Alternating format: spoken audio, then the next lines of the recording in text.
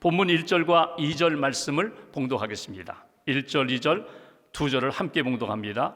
그때에 가이사 아구스도가 영을 내려 천하로 다 호적하라 하였으니 이 호적은 구레뇨가 수리아 총독이 되었을 때에 처음 한 것이라. 아멘. 1절 처음 이렇게 시작합니다. 그때에, 예수님이 태어날 때의 이 상황, 그 시대, 그리고 배경이 어떤 것인가에 대하여 1절, 2절 말씀하시는 내용입니다. 예수님이 태어날 때는 로마가 지배하던 세상이었습니다. 로마 황제가 마치 이 세상의 구세주처럼 이 세상의 왕으로 통치하던 때였습니다. 로마가 지배하던 그 시대에 그 제국이 너무나 넓고 크기 때문에 돈이 필요했습니다. 군인이 필요했습니다. 그래서 14년마다 인구 조사를 하게 됩니다. 그래서 인구 조사를 해서 세금을 징수하고 또 군인을 모집하고 징병하여 나라를 지키고 나라를 유지하던 그런 시대입니다. 1절에 보면은 가이사 아구스토라고 표현되어 있는데, 가이사는 시저, 황제라는 말이고, 아구스토는 아우구스투스, 사실은 이름이 아닙니다. 존경한다는 뜻, 존엄자, 권위 있는 자라는 이름을 원로원에서 붙여주었습니다. 그러니까 로마 시대의 최초의 황제가 아우구스투스입니다. 이 황제가 정치를 잘했습니다. 탁월한 정치력이 있었습니다. 점령지를 무력으로만 다스리지 않고 그 나라, 그 문화를 인정해주고 종교 생활 풍습까지 인정해주고 심지어는 법률까지도 로마 법에서 크게 어긋나지 않으면 그 법도 받아들이는 그런 정치가 있습니다. 그래서 자비로운 정치가라고, 로마의 대부라고 그렇게 칭송받았던 사람이 로마 황제 아우구스투스입니다. 이때에 호정령을 내리고 많은 사람들이 자기 본적을 따라, 고향을 따라가서 인구조사에 참여하던 그때에 예수님이 태어나셨다는 것입니다.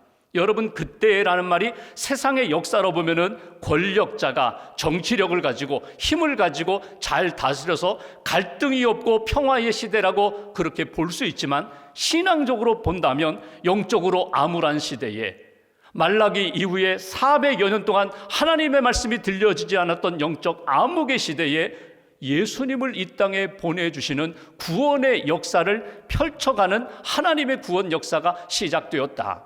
오늘 예수 그리스도를 이 땅에 보내기 위하여 준비하신 하나님의 역사가 이제 이 땅에 예수님이 태어나심으로 구원의 역사가 이루어지는 그 시대였다라고 우리가 볼 수 있는 것입니다. 그러므로 성탄절은 로마 황제와 같은 세상의 권력자나 힘 있는 자에 의해서 이 세상이 구원을 받고 이 세상이 평화를 유지하고 이 세상의 번영을 이루는 것이 아니라, 하나님이 독생자 예수를 보내주심으로, 예수 그리스도가 이 땅에 오심으로 진정한 구원과 진정한 평강을 누리는 시대가 되었다. 이렇게 우리가 말씀을 통하여 영적 의미를 찾게 됩니다. 첫 번째로 우리를 구원하기 위하여 예수님이 이 땅에 오셨는데, 예수 그리스도의 성탄의 의미가 무엇일까? 첫 번째 주시는 메시지는 예수님은 우리를 위한 구원의 주님으로 오셨다는 것입니다. 어찌 보면은 베들레헴 작은 고을에 한 아이가 태어났는데, 이미 이것은 하나님께서 구원의 역사 가운데 이미 섭리하시고 예언하신 역사고, 하나님이 보내신 예수 그리스도를 통하여 이 땅에 참된 구원의 역사가 시작되는 그런 출발점이 된다. 구원의 주님으로 예수님이 오셨습니다. 이 믿음을 확인하고 고백하는 것이 성탄절의 가장 중요한 영적 메시지입니다. 여러분, 팍스 로마나라는 말을 들어보셨을 것입니다. 로마에 의해서 이루어지는 평화, 로마 황제의 힘과 군사력, 정치력, 그리고 경제력으로 이루어지는 평화, 전쟁이 없는 것 같아요. 역사를 보면은 로마 황제로 인하여 평화의 시대가 한 200여 년 동안 지속됐다고 하는데, 그것이 진짜 평화였을까? 겉으로는 전쟁과 다툼이 없는 것 같은데 얼마나 많은 사람이 고통의 눈물을 흘리며 아픔을 느꼈는지, 얼마나 고통 가운데 머물렀는지. 진짜 평화는 로마의 평화가 아니라, 로마 황제의 권력과 힘에 의해서 이루어지는 평화가 아니라 조용히 시작되었지만, 하나님이 이 세상 모든 인류를 사랑하여 진정한 구원과 진정한 평화와 생명을 얻게 하기 위하여 예수님을 보내주신 그 평화가, 그 구원의 역사가 진짜 하나님이 우리에게 주신 선물이라고, 예수님은 나를 위한 구원의 주님으로 오셨습니다. 이렇게 고백하는 것이 성탄절에 놓치지 말아야 할 신앙의 고백, 성탄의 영성이라고 우리에게 가르쳐 주십니다. 비문에 보면은 로마 황제에 대한 기록을 담은 비문에 보면은 로마 황제 가이사 아우구스투스가 세상의 구세주라는 표현이 나와요. 그가 세상을 구원한, 세상을 평화로 만든 사람이라고 표현하는데, 잠깐 동안 눈에 보이는 세상의 평화는 있을지언정 진정한 평화, 영혼을 살리고 하나님 나라를 세우는 평화를 만들지 못했어요. 이 세상에 그 누구도 하나님의 평화와 하나님의 구원 역사를 이루지 못했는데, 예수님이 오심으로 눈에 보이지 않는 것 같지만 진정한 생명의 역사를 일으킨 것, 이것이 성탄의 의미라고 우리에게 말씀을 주십니다. 여러분, 예수님이 이 땅에 오신 것으로 여러분 역사가 바뀌었어요. 예수님 오시기 전의 역사를 우리는 BC라고 표현합니다. Before Christ, 그리스도 이전의 시대, 그리스도 이전의 시간, 그리고 예수님 오신 이후의 시간을 에노도민이라고 표현합니다. 라틴어로 그리스도의 시대가 되었다. 그리스도가 오신 이후에 새롭게 달라진 세상이 되었다. 시간이 되었다. 여러분, 기준점이 어디에 있습니까? 예수님이 이 땅에 오심으로 구원의 역사가 시작되었다는 거예요. 하나님이 예수님을 이 땅에 보내셨어요. 이 땅에 보내심으로 이 세상의 역사의 기준이 되시는 예수님으로 인하여 달라졌고, 내 인생도 마찬가지예요. 예수 그리스도를 만나기 전, 믿기 전의 시간과 예수님을 만나고 믿은 이후의 시간과 삶이 달라진 것처럼 언제나 우리 인생의 중심은 예수님이 되시고, 내 인생이 예수님을 만날 때 구원의 역사, 생명의 역사, 그리고 진짜 샬롬, 평강의 역사를 우리가 만나게 된다. 성탄절에 놓치지 말아야 할 것, 하나님이 우리에게 기대하시는 것은요, 크리스마스 성탄절이 되기를 원하세요. 크리스마스의 의미가 무엇입니까? 그리스도 예수에게만 이 마스, 미사, 예배를 드리고 경배를 드리고 영광을 돌리는 성탄절이 되어야 한다. 사단과 세상은 끊임없이 우리로 하여금 하나님과 우리 사이를 멀어지게 만들어요. 금이 가게 만들어요. 의심하게 만들어요. 섭섭한 마음 갖게 만들어요.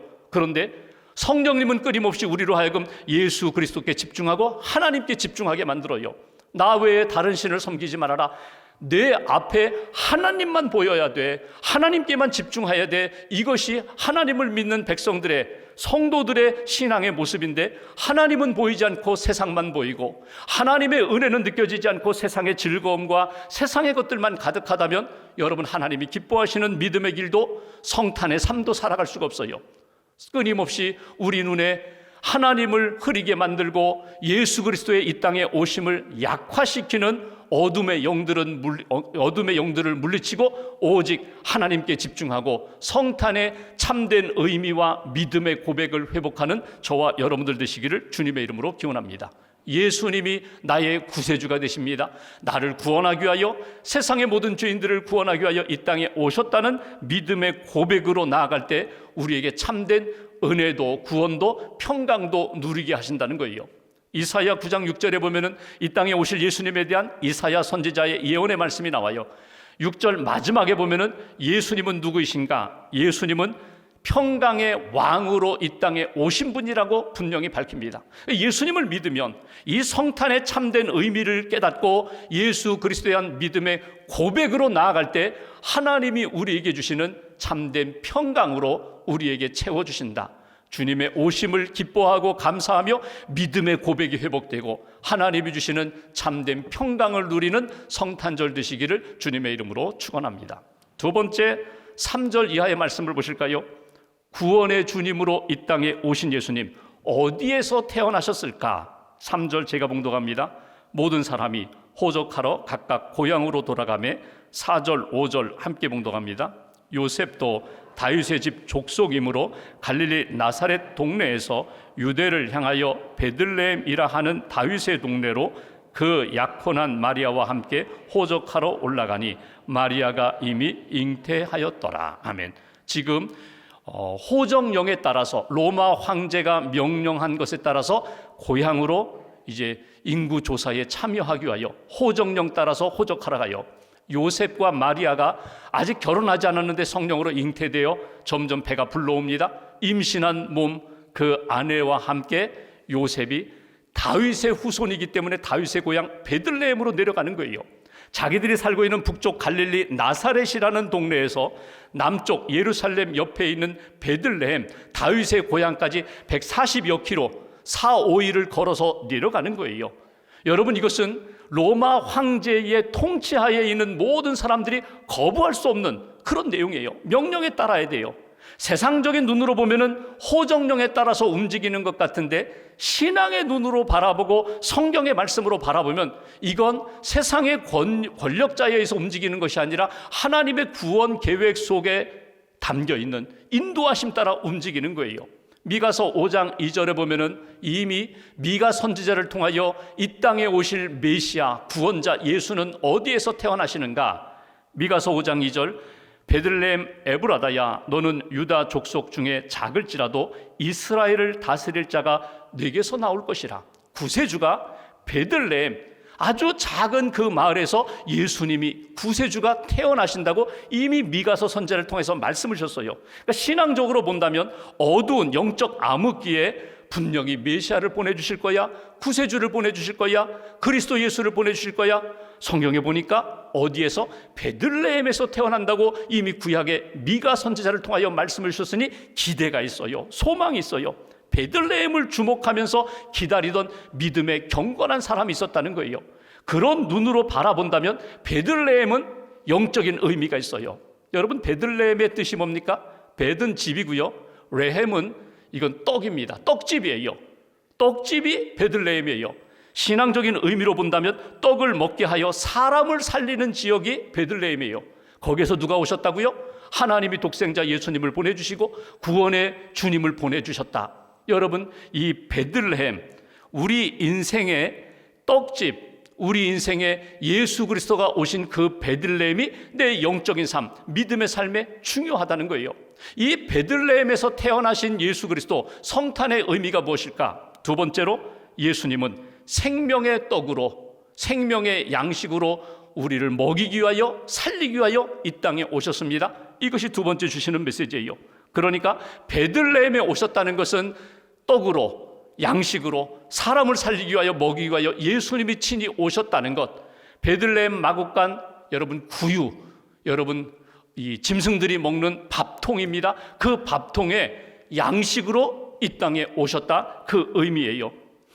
예수님이 이 땅에서 많은 말씀들을 하셨는데 복음서를 보면은 예수님이 내가 누구다라고 표현한 것이 성경에 몇 군데 나와요. 특별히 요한복음에 보면 나는 누구다, 나는 길이다, 나는 진리다, 나는 생명이다, 나는 문이다, 나는 포도나무 가지다. 예수님 자신이 나는 누구라는 표현이 요한복음에 많이 나오는데 6장 48절에 보면 예수님이 이렇게 직접 말씀하십니다. 내가 곧 생명의 떡이다. 내가 곧 떡이라는 거예요. 나를 먹어야 산다, 나를 먹어야 건강하다, 나를 먹어야 하나님의 백성, 하나님의 자녀답게 살 수 있어. 50절에 보면 이는 하늘에서 내려온 떡이다. 내가 그냥 갑자기 생긴 것이 아니라 하나님이 보내주신 떡이라는 거예요. 51절에 보면 사람이 이 떡을 먹으면 영생하리라. 예수님을 먹으면, 생명의 떡이신 예수님을 먹으면 영생하리라. 그럼 예수님을 어떻게 먹어요? 여러분, 예수님의 말씀이 육신이 되어 이 땅에 오셨어요. 예수님이 곧 말씀이세요. 예수님의 말씀이 곧 생명의 떡이에요. 말씀을 먹고, 말씀을 읽고, 말씀을 묵상하고, 말씀을 품고 살아가면 영생을 얻으리라. 말씀을 믿고 예수님을 영접하면 영생을 얻고 생명의 삶을 살게 되리라. 이것이 주시는 메시지예요. 그러니까 오늘 여러분, 베들레헴 떡집에서 태어나신 예수님, 구유에 누워 계신 예수님, 우리에게는 어떤 의미가 있는가? 예수님을 영접할 때에, 예수님의 말씀을 믿음으로 받아들일 때, 예수님의 약속을 내가 믿고 그 믿음으로 살아갈 때에 우리에게는 풍성한 삶, 생명의 삶을 살게 되리라. 성경을 보시면요, 하나님은 끊임없이 이스라엘 백성들과 믿음의 사람들에게 계속 먹이셨어요. 광야 40년 여정 가운데 만나로 먹이셨고요, 그들이 피곤하고 힘들어할 때마다 하나님이 생명의 말씀으로 채우셨어요. 목이 마르다고 할 때에는 물을 내어주셨고, 고기 먹고 싶다고 할 때는 메추라기 먹이셨어요. 여러분, 하나님은 끊임없이 인생들에게 먹여주시는 하나님. 그런데 궁극적으로 먹고 시간이 지나면 배고프고, 마시고 시간이 지나면 목마른데 예수님을 먹고 마시면 영생하리라. 풍성한 삶, 목마르지 않는 인생이 되리라. 이것이 주시는 메시지예요. 예수님이 기적을 많이 행하셨습니다. 예수님의 기적 가운데 가장 스펙타클한, 가장 큰 기적이 뭐예요? 보리떡 5개, 물고기 2마리, 소년의 작은 도시락을 가지고 남자 장정만 5,000명을 먹이고 12광주리가 남았어요. 예수님은 끊임없이 먹이시면서 이 떡을 먹고 너희의 삶이 건강하게 풍성하게 살기를 원한다. 육신의 떡만이 아니라, 물질의 떡만이 아니라 영의 양식을 먹고 하나님의 말씀을 먹을 때 너희의 인생은 풍성하게 생명의 삶을 살게 되리라. 예수님 십자가 돌아가시기 전날 밤 제자들과 최후의 만찬을 행하시면서 이렇게 말씀하십니다. 이 떡을 받아 먹어라. 이것이 곧 내 몸이다. 이 포도주를 받아 마셔라. 이것이 곧 내 피다. 너희들이 먹고 마실 때마다 무엇을 생각하라? 무엇을 기억하라? 나를 기억하라. 주님을 기억하라. 주님을 먹고 마실 때, 주님의 약속의 말씀을 붙잡을 때 생명의 삶을 살게 되리라. 이것이 제자들에게 십자가 지시기 전에 마지막 부탁하신 내용이에요. 먹고 마실 때마다 내가 주님, 빵을 먹고 떡을 먹지만 주님을 먹습니다. 주님의 은혜를 먹습니다. 주님의 약속과 생명을 먹습니다. 내가 주님을 먹고 마심으로 생명의 사람이 되었습니다. 이 마음, 이 믿음 놓치지 말아라. 그래서 성탄절에 우리가 파티도 하고 사람들과 만나 즐거운 시간도 나누지만 꼭 기억하실 것이 있어요. 우리는 무엇으로 사는 인생인가? 예수를 먹고 예수를 믿음으로 사는 인생이다. 양식을 먹고 음식을 먹을 때마다 내가 이 음식과 양식을 통하여 내 몸에 에너지를 얻게 되고 힘을 얻는 것처럼 나는 주님의 말씀을 먹고 삽니다. 주님의 은혜로 삽니다. 주님을 통하여 나는 생명의 삶을 삽니다. 구원 받았습니다. 영생과 구원의 확신을 확인하는 것이 성탄절에 우리가 놓치지 말아야 할 영적 의미라고, 베들레헴 떡집에 오셔서 생명의 떡으로 양식이 되셨던 주님 놓치지 말고 주님을 먹고 마시며 주님의 은혜 가운데 하나님이 기뻐하시는 구원의 확신과 영생을 확인하는 저와 여러분들 되시기를 주님의 이름으로 기원합니다. 한 가지를 더 보면, 세 번째, 예수님은 왜 마구간 구유에 누이셨을까? 6절 7절 말씀 보실까요? 두 절을 함께 봉독합니다. 거기 있을 그때에 해산할 날이 차서 첫 아들을 낳아 강보로 싸서 구유에 누였으니 이는 여관에 있을 곳이 없음이로라. 예수님 왜 베들레헴, 그것도 마구간, 그것도 왜 구유에 누워 계셨을까? 오늘 성경은 여관이 없어서, 쉴 곳이 없어서, 머물 곳이 없어서, 당시의 여관으로 이야기하면 오늘과 같은 숙박시설이 아닙니다. 그러니까 숙박시설도 있겠지만 대부분 그냥 가정집에서 다락방이라든가 사랑방을 개방하면서 손님을 맞이했어요. 손님을 접대했어요. 근데 여러분, 당시 호정령에 의해서 베들레헴, 다윗의 후손들이 다 베들레헴에 집결하니까 머물 곳이 없어요. 마리아는 점점 해산할 시간이 가까이 오는데, 그래서 어디로 갑니까? 마구간으로 가요. 마구간, 짐승이 있는 곳, 말이 있는 곳, 소가 있는 곳, 거기서 출산합니다. 해산합니다. 그리고 아기 예수를 구유에 담았다는 거예요. 구유에 누였다는 거예요. 하늘 보좌 버리시고 사람의 몸으로 낮고 낮은 자리 겸손하게 오셨는데, 여러분, 이 땅에 많은 삶의 자리 가운데 가장 낮은 자리, 냄새나고 비천한 자리, 마구간, 그리고 구유에 예수님이 누워 계셨다. 여러분, 이 구유가 겸손함의 가장 귀한 상징이 됩니다. 누가복음 2장을 읽어가다 보면 12절에 이런 말씀이 있습니다. 천사가 목자들에게 예수 탄생의 기쁜 소식을 전하며 이렇게 말합니다. 너희가 가서 강보에 쌓여 구유에 누워 있는 아기를 보리니 이것이 너희에게 표적이니라. 표적이 뭐예요? 사인이라는 거예요. 너희가 이 땅에 태어난 많은 아이들 가운데 진짜 구세주가 누군가? 마구간에 구유에 담겨있는 아기를 보리니 이것이 표적이니라. 영적인 의미가 담겨있다. 진짜 구세주임을 확인하는 예수 그리스도가 되신다. 그래서 목자들이 달려가 경배를 하잖아요. 여기 구유에 탄생하신 예수님의 성탄절에 의미가 있다는 것입니다. 세 번째, 예수님은 겸손한 몸으로, 겸손한 모습으로 이 땅에 오셨습니다. 낮고 낮은 자리 구유에 누이신 예수님을 바라보면서 겸손함으로 오신 예수님의 그 영성을 성탄절에 잃어버리지 말아야 합니다. 회복해야 합니다. 겸손의 가장 낮은 자리 극지로 오신 예수님, 만왕의 왕이신 예수님이 낮은 자리에 오셨어요. 우리가 예수님을 만나려면 어디로 가야 돼요? 높은 곳, 화려한 곳, 사람이 많은 곳이 아닙니다. 이 땅의 구원자로 오신 예수님이 계신 그 베들레헴, 그 구유를 찾아갈 때에 예수님을 만날 수 있다. 예수님을 영접할 수가 있다. 이스라엘 성지 순례하시는 분들이 꼭 방문하는 곳이 베들레헴입니다. 베들레헴 가면은 예수님 탄생하신 예수 탄생 기념교회가 잘 지어졌어요. 근데 그 교회의 특징이 하나 있는데 출입구가 굉장히 작습니다. 좁아요. 한 사람 들어갈 만큼. 그리고 높이도 낮아요. 1.2m밖에 되지 않아요. 십자군 전쟁 때 군인들이 말을 타고 이 거룩한 곳에 들어오지 못하도록 아주 문을 좁게 만들었어요. 그래서 왕이든 귀족이든 군인이든 누구든지 이 예배당에 들어오려면 말에서 내려 고개를 숙이고 겸손하게 들어와야 된다. 믿음으로 들어와야 된다. 그리고 그 예배당에서 이렇게 강단 옆쪽으로 가면은요, 예수님 여기 탄생한 곳입니다. 여기가 예수님 구유에 누워 계셨던 곳입니다. 그 자리가 있어요. 거기를 가려면요, 여러분 가보신 분들 알겠지만 더 허리를 굽혀야 돼요. 거의 기어가듯이 낮은 자세가 되어야지만 그곳으로 갈 수 있어요. 어느 목사님이, 한국 목사님이 성도들과 함께 성지순례를 갔어요. 베들레헴 예수 탄생 기념교회 이렇게 한 줄로 서서 이제 들어가려고 하는데 저기 입구 위에 흰 종이가 붙어 있어요. 보니까 한글 같아요. 무엇이 쓰여 있나? 무슨 안내문인가? 이렇게 가까이 가서 보니까 한글로다가 이렇게 쓰여 있습니다. 머리 조심. 이렇게 머리 들고 가면 쾅 부딪힌다는 거예요. 머리를 숙이세요. 자세를 낮추세요. 이건 맞아요. 머리 조심. 겸손해야만 다치지 않습니다. 겸손해야만 주님이 탄생하신 그 예배당에 가서 은혜를 받습니다. 더 겸손하고 낮아야만 예수님 태어나신 그 자리에서 주님의 은혜를 만날 수 있습니다. 여러분 신앙생활하면서 성탄절에 우리가 꼭 놓치지 말아야 할 믿음의 자세, 성탄의 영성이 무엇입니까? 그것은 겸손입니다. 내가 주님을 영접하고 주님을 만나려면 내가 더 낮아져야 합니다.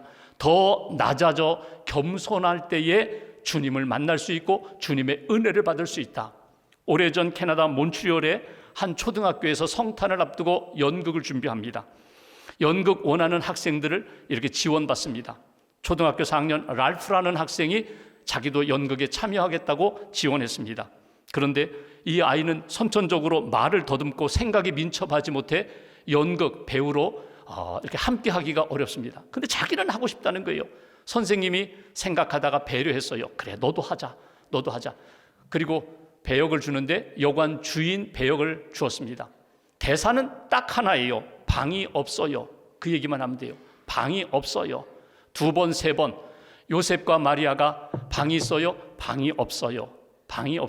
그것만 아주 계속 반복해서 외워서 준비를 했어요. 연극 당일날 요셉과 마리아가 문을 두드립니다. 문을 열자 이 랄프가 이야기합니다. 방이 없어요. 아주 또렷하게 그렇게 대사를 했어요. 그러자 요셉이 아니 지금 내 아내가 만삭이 되어서 출산이 가까운데 좀 방 좀 내주세요. 또다시 이야기합니다. 방이 없어요. 그런데 3번째 요셉이 또 그럼 우리가 어디로 갑니까? 이 추위에 어디로 갑니까? 방 좀 내주세요. 근데 3번째 간청하는 요셉과 마리아를 보면서 랄프의 마음 가운데 감동이 왔어요. 눈에는 눈물이 고였어요. 마리아를 주목합니다. 그리고 자기도 모르게 큰 소리로 이렇게 외쳤습니다. 방이 있어요. 내 방을 쓰세요. 방이 있어요. 내 방을 쓰세요. 연극은 엉망이 됐어요. 그런데 그 연극에서 참여했던 배우들뿐만 아니라 학생들뿐만 아니라 그 관객들이 평생 잊지 못할 감동을 받았다는 거예요. 방이 있어요. 내 방을 쓰세요. 주님 오세요. 여러분 이제 성탄절을 앞두고 우리가 우리 마음을, 우리의 영성을 한번 돌아보게 됩니다. 여러분 예수님을 모실 방을 준비하셨어요? 내가 내 마음을 돌아볼 때 너무나 많은 것이 가득 차 있어요. 세상의 것들로 차 있고 욕망으로 차 있고 물질로 차 있고 그래서 주님이 들어오실 방이 없어요. 주님을 모실 공간이 없어요. 정리하셔야 됩니다. 주님을 다시금 영접하고 주님이 주시는 은혜와 구원의 기쁨과 참된 평강을 누리고자 한다면 여러분 우리 마음 가운데 예수님을 모실 방을 준비하셔야 합니다. 우리가 오늘 120장 찬송 4절 마지막 부분 오 임마누엘 예수님 내 마음에 오소서, 주님을 모신 성탄절, 주님께 영광을 돌리는 성탄절, 그리고 주님이 예비하신 은혜를 체험하는 성탄절로 준비하시고 성탄해 주시는 참된 은혜와 평강을 누리는 저와 여러분들 되시기를 주님의 이름으로 기원합니다.